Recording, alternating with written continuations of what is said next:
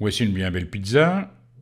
Notre personnage ici, vous le voyez, est rentré à la maison.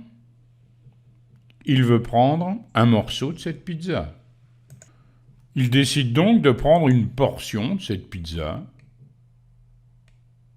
Il s'en coupe un morceau. Voilà ce morceau. Oui, mais tout cela n'est pas précis. S'il veut raconter à son père, à sa mère, ce qu'il a pris comme quantité de pizza, il ne peut pas dire « j'ai pris un morceau de pizza ». Pour être précis, il a une idée. Tiens, ce que je vais faire, je vais peser ce morceau de pizza. Je vais déterminer la masse de ce morceau de pizza. Bon, il a pesé son morceau de pizza, il trouve 143 grammes. Il dit donc « j'ai pris 143 grammes de pizza ». Mais il est surpris quand il va le dire autour de lui, ça ne dit rien. Parce qu'en fait, l'unité qu'il a choisie, c'est donc le gramme. Mais les personnes qui sont autour de lui, elles connaissent la taille de la pizza, l'allure de la pizza. Elles aimeraient un renseignement par rapport à la pizza, en prenant comme unité la pizza. Lui, ce qu'il a pris comme unité, c'est le gramme. Ça ne représente rien, on ne sait pas quelle quantité de la pizza il a pris. On ne se l'imagine pas. La semaine d'après, il retombe à nouveau sur une superbe pizza. Il se dit, bon, je vais en prendre un morceau, mais là, quand je vais donner la quantité de pizza que j'ai mangée, je vais le faire par rapport à la pizza elle-même. Donc, il a une drôle d'idée. Qu'est-ce qu'il fait? Il coupe la pizza en 4 portions, en 4 morceaux.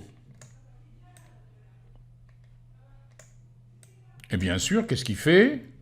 Il en prend un. Quand il dit « j'ai pris un morceau sur 4 », c'est déjà mieux.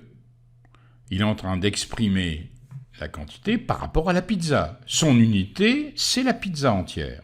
Mais pourquoi c'est pas satisfaisant? C'est pas satisfaisant parce que les morceaux n'ont pas tous la même taille. Donc quand il dit « j'ai pris un morceau sur 4 », on ne parvient pas à se représenter ce qu'il a pris par rapport à la pizza. Il va falloir qu'on se mette d'accord sur la façon dont on découpe la pizza. Ce qu'on va faire, c'est que quand on va faire les 4 morceaux, en fait, on va partager la pizza. Et partager quelque chose, ça veut dire que toutes les parts seront égales. Ici, on a donc partagé la pizza en 4 parts, qui sont évidemment égales. Dans ces conditions, s'il dit qu'il a pris un morceau sur 4, on voit tout de suite la part qu'il a prise. On a donc trouvé le moyen d'exprimer la quantité de pizza en fonction de la pizza entière. On a pris comme unité toute la pizza.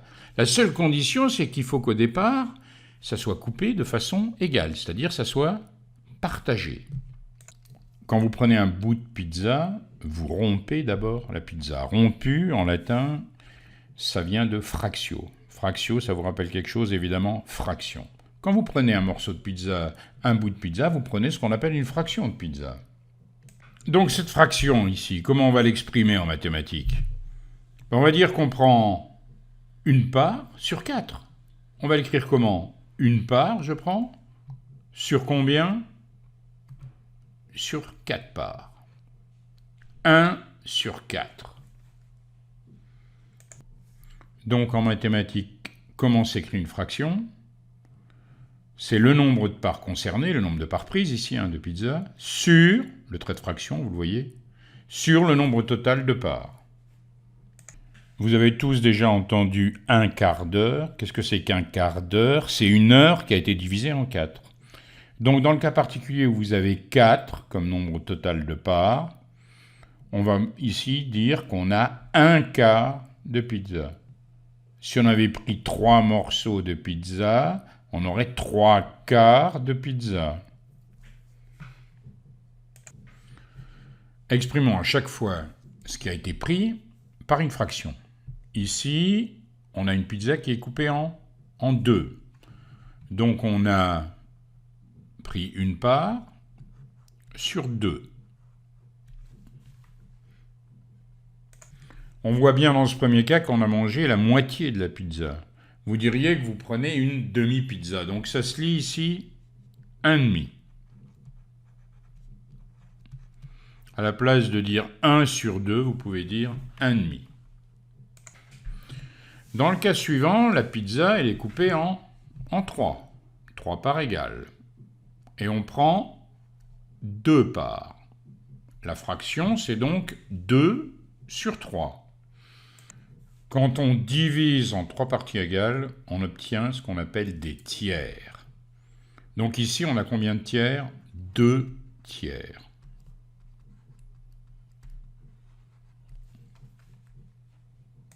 Le dernier, 3 parts, sur combien? Sur 4, on l'a vu tout à l'heure, on peut dire 3 quarts. 3 quarts.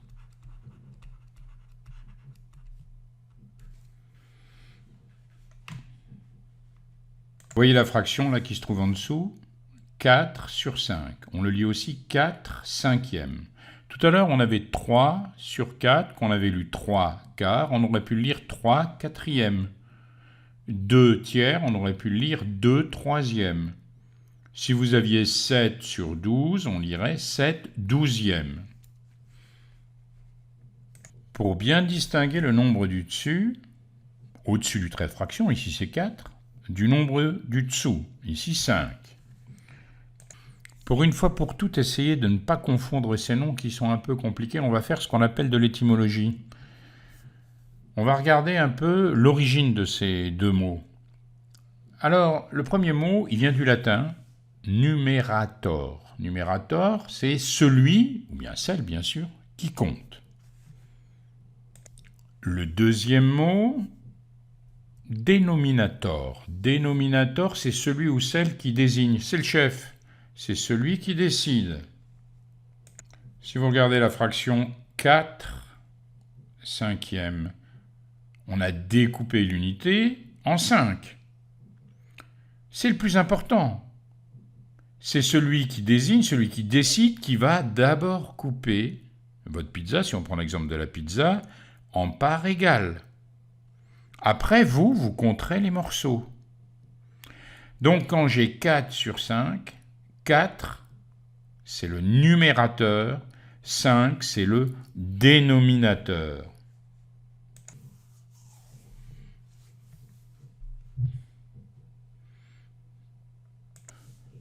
On a une pizza ici coupée en 8 parts égales. On a mangé combien de parts de pizza? 3. Donc la fraction mangée, c'est 3 sur 8, autrement dit 3 huitièmes. Pour trouver la fraction restante, je pourrais bien sûr compter le nombre de morceaux restants, mais on va faire un peu autrement. On va l'exprimer par une opération.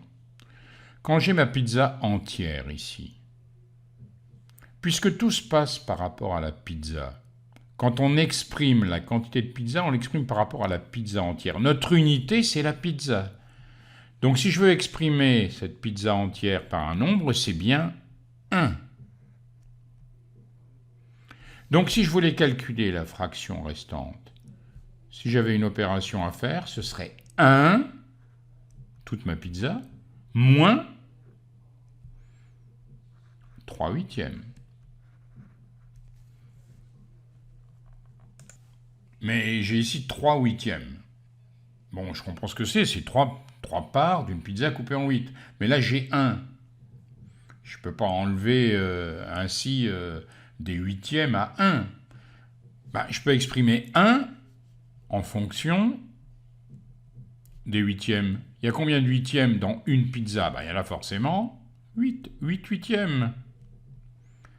Donc ici, 1 moins 3 huitièmes, ça me fait 8 huitièmes moins 3 huitièmes. Ça ferait combien?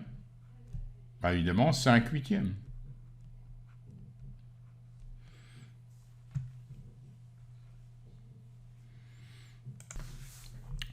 Voici 3 pizzas coupées en 8 parts égales. Des morceaux ont été mangés, on se retrouve dans cette situation. Il reste 3 morceaux, et voilà tout ce qui a été mangé. La pizza est toujours coupée en 8. Si on voulait calculer la fraction mangée, il n'y a plus qu'à prendre le nombre de parts qui ont été mangées. 8 ici et 8, 16. 16 et 5, ça fait 21. J'obtiens donc une fraction de 21 huitièmes. Est-ce que cela ne vous choque pas? 21 huitièmes. On a un problème, une fraction, c'est un morceau. On travaille par rapport à une unité ici qui est toute la pizza entière. Si je dis que je mange 21 huitièmes d'une pizza, ça voudrait dire que je prends 21 morceaux alors qu'elle est coupée en 8. Donc c'est plus véritablement une fraction. C'est tellement vrai que par exemple, si vous prenez les Anglais, quand ils veulent exprimer 21 huitièmes, ils l'écrivent 2, bah oui, 2 pizzas entières, plus les 5 huitièmes de la dernière pizza qui ont été mangées. Donc fraction, ça paraît pas être le bon langage dans cette situation. Mais alors comment nommer cela quand c'est plus lié à un partage d'une seule pizza ou d'une seule unité? On a vu tout à l'heure, une pizza, c'est mon unité, c'est donc 1. Ici, de la même façon, j'ai 1. Donc, si je prends ces deux premières pizzas, ça représenterait 2. Il me reste à évaluer ici 1, 2, 3, 4, 5, ce que représentent ces 5 morceaux qui ont été mangés par rapport à 1. Cette dernière pizza, c'est toujours 1. Alors, je m'intéresse ici à ces 5 morceaux. Si je prends qu'un seul morceau, est-ce qu'on est d'accord qu'il s'agit bien de 1 divisé par 8? 1 divisé par 8. 1 divisé par 8, ça me fait 0,125. Donc ici, chaque morceau correspond à 0,125. Il y en a 5. 1, 2, 3, 4, 5. Ça fait 5 fois 0,5 fois 0,125. Ça me fait quoi? Ça me fait 0,625. Donc ici, plus 0,625. Donc tout ça, si je prends comme unité, bien sûr, ma pizza entière, ça me donne quoi? Ça me donne 2,625. Mais regardez, si je fais 21 divisé par 8, qu'est-ce que j'obtiens? J'obtiens bien 2,625. Donc 21 huitièmes, 21 sur 8, c'est rien d'autre qu'un quotient. C'est le quotient de 21 par 8. Donc à la place de parler de fraction, je vais pouvoir parler de quotient. Quotient en écriture fractionnaire.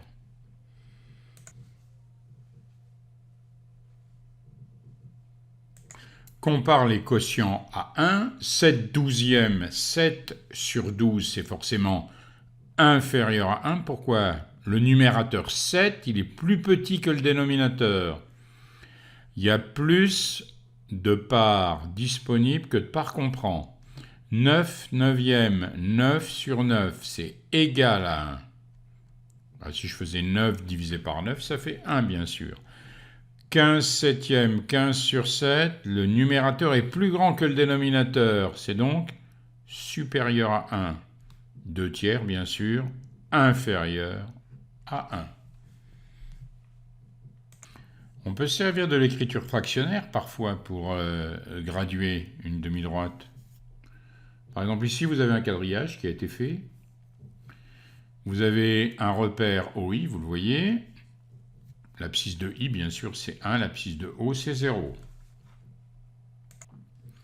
Si je prends ici ce point, sa distance par rapport à l'origine, c'est le côté d'un carreau. Or, quand je vais de 0 à 1, une unité, ça correspond à combien de côtés de carreau? 3. Donc ici, cette distance, c'est bien une unité sur 3. L'abscisse du point B, ici, c'est 1/3.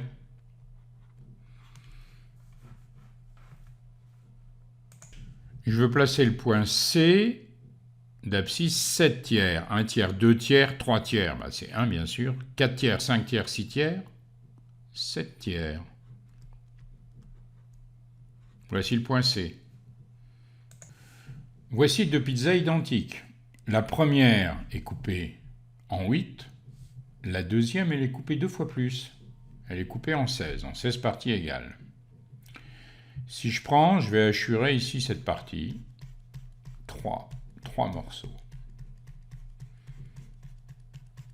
Quelle fraction de cette pizza est-ce que j'ai pris? Évidemment, 3 parts sur 8. 3/8. Je veux manger la même quantité sur cette deuxième pizza. Comme elle est coupée 2 fois plus, il va falloir que j'en prenne 2 fois plus des morceaux. Tout à l'heure, j'ai pris 3 morceaux sur 8. Si maintenant la pizza est coupée en 16, donc 2 fois plus, il va falloir que je prenne 2 fois plus de morceaux, donc 6. Donc 3/8, c'est égal à 6/16. Si je multiplie le numérateur et le dénominateur par le même nombre, ça ne change pas le quotient. J'avais 3/8, j'obtiens 6/16. Ça ne change pas ici la fraction. Et dans l'autre sens, si j'ai une pizza qui est coupée 2 fois moins, il faudra que je prenne 2 fois moins de morceaux pour manger la même quantité. Laquelle vous paraît la fraction la plus simple, 3/8 ou 6/16? Quelle est l'écriture la plus simple? C'est bien sûr 3 sur 8.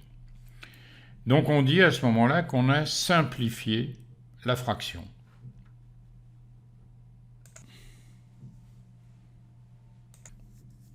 Simplifier les fractions, j'ai 35 sur 25. Il faudrait que j'arrive à diviser en haut et en bas par le même nombre. Autrement dit, est-ce que je connais une table où 35 et 25 sont tous les deux? 35 et 25 qui se terminent par 5, ils sont dans quelle table? Vous le savez, dans la table de 5. Donc je l'écris avec la table de 5. 35, c'est 7 fois 5. Et puis évidemment, 25, je le sais, c'est 5 fois 5. Finalement, quel geste vous accomplissez quand vous divisez par 5? Si vous faites 7 fois 5 et que vous divisez par 5, forcément, vous allez obtenir 7. Donc, faites carrément le geste. Vous écrivez ici sous forme de produit et vous allez pouvoir simplifier par le nombre que vous trouvez commun en haut et en bas. Je divise par 5 en haut, je divise par 5 en bas. Ça me donne comme écriture 7/5. J'obtiens ce quotient que j'ai simplifié. J'avais 35 sur 25 au départ. Maintenant, j'ai 7/5. 42 sur 63. 42 et 63. Tiens, je le sais, je connais ma table de 7. Ils sont tous les deux dans la table de 7. 7 fois 6, 42, sur 7 fois 9. Je peux diviser donc par 7. Ça me fait 6 sur 9. Alors évidemment, je pourrais m'arrêter, dire que j'ai trouvé la réponse, 6/9, j'ai simplifié la fraction. Mais est-ce que là, j'ai simplifié au maximum la fraction? Est-ce que 6 et 9 ne peuvent pas être trouvés dans une même table? Voici dans la table de 3. 3 fois 2, ça fait 6 sur 3 fois 3, 9. Donc j'obtiens 2/3. Est-ce que je peux continuer? Non. En fait, comme tout à l'heure, je ne pouvais pas continuer. Donc ici, je suis arrivé au maximum de ma simplification. On dit que la fraction est irréductible. Je ne peux plus la simplifier. Vous voyez ces pommes, il y a 15 pommes. Alors, ce qui est important dans l'énoncé que j'ai mis en haut à droite, c'est le mot groupe. On me demande de prendre les 3/5 de ce groupe de pommes. C'est-à-dire que c'est un peu comme ce qu'on faisait tout à l'heure avec notre pizza. La pizza, c'était un tout, c'était notre unité, c'était 1. Pour nous, ce qui est 1 ici, c'est ce groupe de pommes.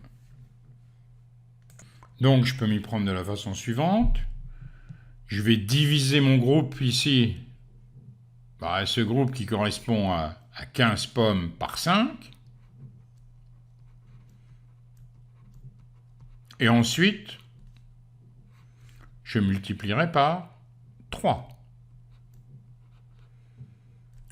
Est-ce qu'on est d'accord? J'ai partagé en 5, donc j'ai obtenu 5 groupes, et j'en ai pris 3, puisque je veux seulement 3, et j'obtiens 1, 2, 3, 4, 5 paquets de 3, et j'en prends 3 paquets de 3, ce qui me fait bien sûr 15 divisé par 5, 3 fois 3, 9.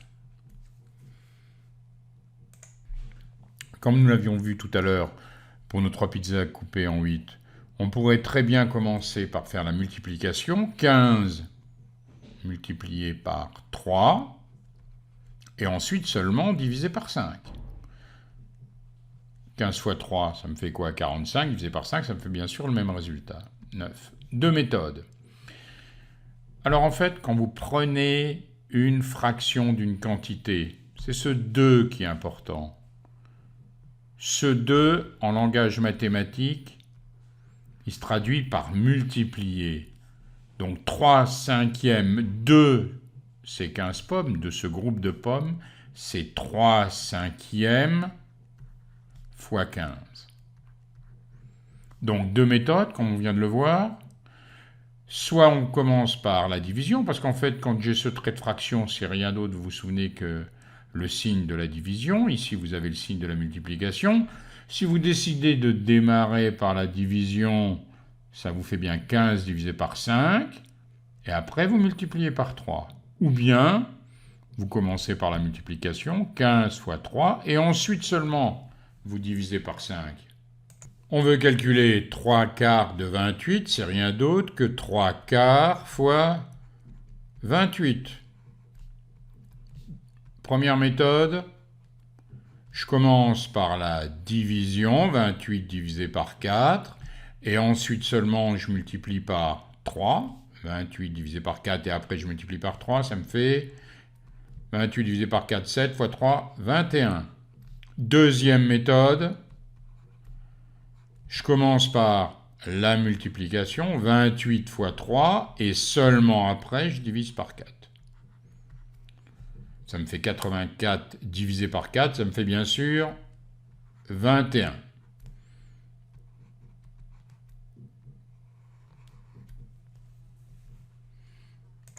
Quotient de deux nombres, fraction. Parlons d'abord du quotient et de l'écriture fractionnaire. Supposons qu'on divise 24 par 8. 24 divisé par 8, ça me donne 3. 3, c'est le quotient de la division de 24 par 8. Alors attention, c'est le nombre qui, multiplié par 8, donne un résultat égal à 24. Maintenant, si je divise 29 par 7, je l'ai fait à la calculatrice, je m'aperçois que je n'obtiens pas une valeur exacte. J'obtiens une valeur approchée. J'ai un nombre infini de termes après la virgule. Donc je peux seulement écrire que 29 divisé par 7 est à peu près égal, et environ égal. Vous avez vu, je mets une espèce de petite vague au-dessus du premier trait du signe égal. Le quotient, lui, de 29 par 7, c'est le nombre qui, multiplié par 7, donne un résultat égal à 29. C'est ça la définition. C'est là où j'ai mis le point d'interrogation. On pourrait dire très bien que ce nombre, on pourrait l'écrire 29 divisé par 7 entre parenthèses. Et il n'y a pas de problème, on aurait 7 fois ce 29 divisé par 7 égale à 29. Alors à la place de l'écrire 29 divisé par 7 entre parenthèses, on l'écrit 29 sur 7. 29 septièmes, on le lit. On l'écrit sous forme fractionnaire, sous forme de fraction. Donc la valeur exacte du quotient de tout à l'heure, 29 divisé par 7, je ne vais pas l'écrire 4,14, etc. je peux l'écrire tout simplement 29 sur 7, 29 septièmes, et à ce moment-là, ce sera bien la valeur exacte. Donc, si je veux généraliser avec des lettres, si vous prenez deux nombres A et B, avec B différents de 0, parce qu'on ne peut jamais diviser par 0, attention, c'est impossible. Le quotient de A par B, c'est le nombre qui multiplié par B donne A. Ça, c'est la définition. Et quand on veut l'écrire, on peut l'écrire sous forme fractionnaire, tout simplement, A sur B. Mais on va pouvoir employer cette écriture fractionnaire pour nommer des partages quand on fait un partage. Par exemple, ici, on a un rectangle, vous le voyez, ABCD, qui est présenté, divisé en 7 parties égales. Vous les voyez, c'est 7 parties égales. Je m'intéresse maintenant à 3 parties que j'ai mises en rouge. La partie en rouge représente 3 septièmes, 3 sur 7, du rectangle ABCD. Le quotient 3 septièmes est appelé une fraction. 7, c'est le dénominateur de la fraction. C'est le nombre total de parts qui sont égales. Et 3, c'est le numérateur de la fraction, le nombre de parts colorées. Donc ici, la part colorée représente 3 septièmes du total, c'est-à-dire du rectangle. À remarquer, quand vous écrivez 2 sur 3, ça se lit 2 tiers. 3 sur 4, on le lit 3 quarts. 1 sur 2, on va le lire 1 demi. Alors on pourrait avoir bien sûr 5 demi, 7 quarts, etc. Mais on a l'habitude là, à la place de dire 2 troisièmes, on dit 2 tiers, etc. On peut céder des fractions pour graduer une droite. Regardez la première droite. J'ai choisi l'unité. Ici, vous avez l'unité de longueur en violet. On veut placer 7 tiers sur cette droite graduée. Comment on va faire? On va découper l'unité en 3 parties égales. Une partie ici, ce sera 1 tiers. Jusqu'ici, ça fera 2 tiers, etc. Et après, j'ai plus qu'à reporter sans arrêt jusqu'à ce que j'arrive à 7 tiers. 1 tiers, 2 tiers, 3 tiers, 4 tiers, 5 tiers, 6 tiers, 7 tiers. Si on multiplie ou si on divise le numérateur et le dénominateur d'une fraction par un même nombre, non nul, la fraction, elle ne change pas. Regardez voir, 3 cinquièmes, 3 sur 5. Je multiplie en haut par 3, en bas par 3. 3 fois 3 sur 5 fois 3, ça fait 9 sur 15. Eh bien, 9 quinzièmes, 9 sur 15 ou 3 sur 5, c'est la même chose. Si je prends 6 21e, si je divise en haut par 3, en bas par 3, 6 divisé par 3, 21 divisé par 3, ça me fait 2 sur 7. Eh bien, c'est la même fraction. La fraction ne change pas. 4 septièmes, c'est pareil que 20 35e. J'ai multiplié par 5, 4, et par 5, 7. Si je prends 35 sur 49, si je divise en haut par 7, en bas par 7, j'ai la même fraction. Alors l'intérêt, c'est surtout quand vous allez pouvoir, grâce à cette méthode, simplifier une fraction. Si vous avez 60 sur 25, vous savez que 60 et 25 sont dans la table de 5. Il y en a un qui se termine par 0, l'autre par 5. Vous avez l'idée de diviser en haut et en bas par 5. Ça vous fera des nombres plus petits. Et j'obtiens 12 sur 5. J'ai simplifié la fraction. Et comme je ne peux plus la simplifier, elle est simplifiée au maximum, on dit qu'elle est irréductible. Alors, ce que je préfère comme présentation, je prends 60, je l'écris sous forme de produit avec 5, je fais pareil avec 25, et je barre 5 en haut et en bas, ce qui revient à diviser par 5. C'est une méthode qui me paraît bien meilleure. Prendre une fraction d'une quantité, ça revient à multiplier la fraction par cette quantité. Alors, qu'est-ce que ça veut dire? Prenons une classe de 24 élèves, on voudrait savoir ce que ça représente 2 tiers des élèves. Alors, on a 2 tiers des élèves externes, on voudrait savoir combien cela fait d'élèves externes. Je ne me pose pas de questions, je sais que le nombre d'élèves externes, c'est 2 tiers, la fraction, multipliée par la quantité 24. 2 tiers fois 24. Quand j'ai à trouver ce que représente la fraction de quelque chose, je sais que c'est la multiplication. Alors là, il y a 2 méthodes. Pour faire 2 tiers fois 24, si vous regardez bien, ici, entre le 2 et 3, vous avez une division, 2 sur 3, puis vous avez ce multiplié. Donc, vous démarrez de 24, vous pouvez d'abord décider de multiplier le 24 par 2, puis ensuite vous divisez par 3, comme je l'ai fait ici. Ou bien vous décidez de diviser d'abord le 24 par 3 et après de multiplier par 2. Donc, vous fiez tout simplement aux signes qui sont là. Ici, ce trait de fraction, ça correspond à une division. Ici, ce signe, cette croix, correspond à multiplier. 24 fois 2 divisé par 3, ou 24 divisé par 3 fois 2. Et on trouverait ici 16.